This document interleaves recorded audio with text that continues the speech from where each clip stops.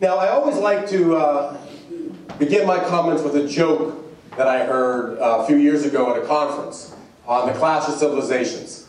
And I always like to say that if the only thing you remember from what I have to share with you is the punchline to the joke, then at least the most important message I have will have been delivered.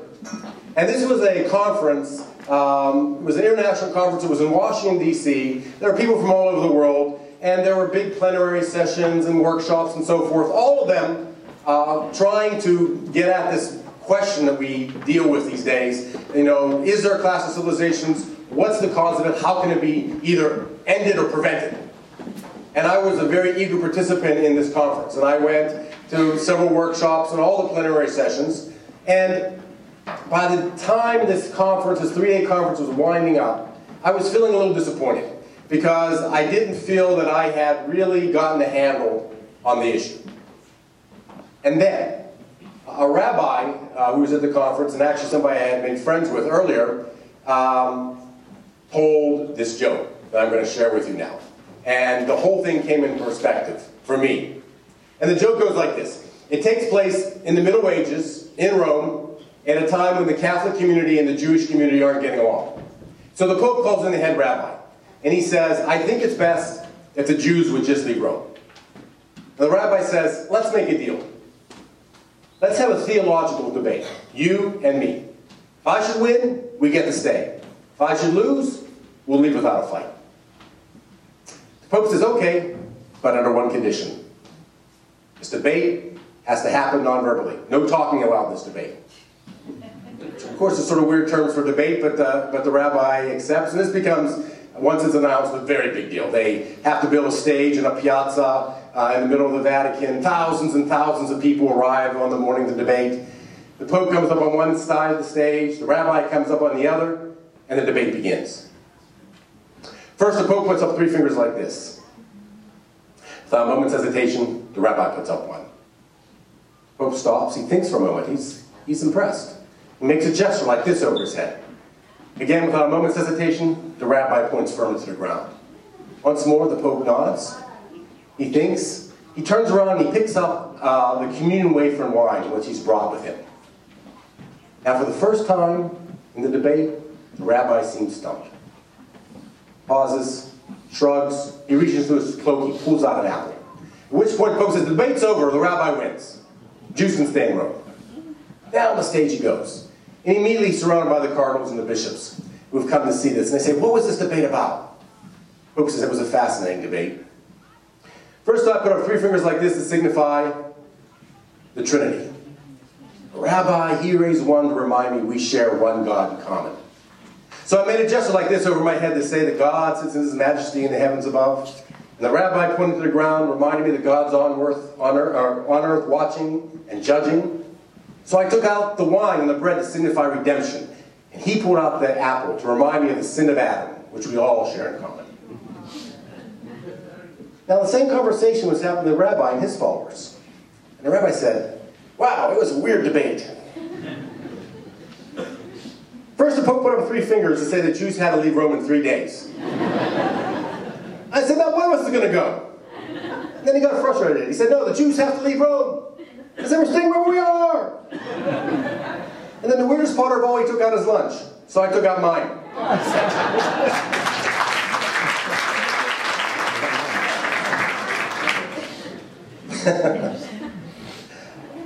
So what does the punchline of that joke tell us?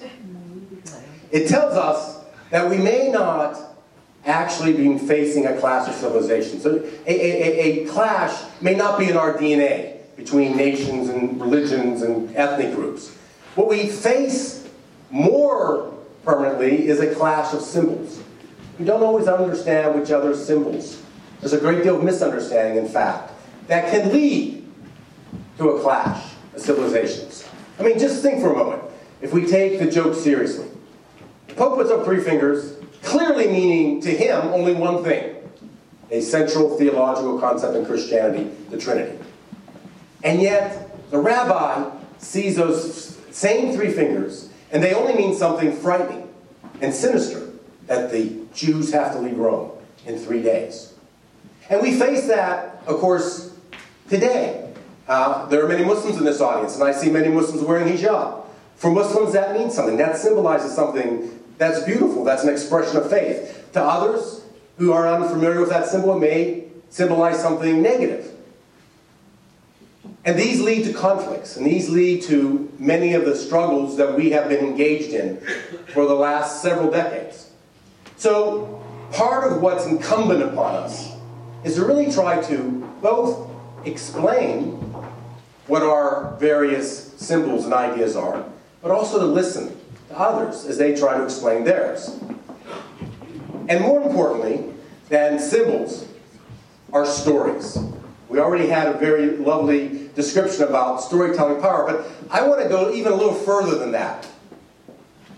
Stories are what make us human. We are the only storytelling animals there are.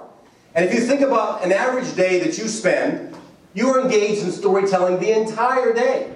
You wake up, you turn on the news to hear what the latest story is on the news, or open up your cell phone and check out Facebook, right? You go to work, you stand around the water cooler, we gossip, telling stories.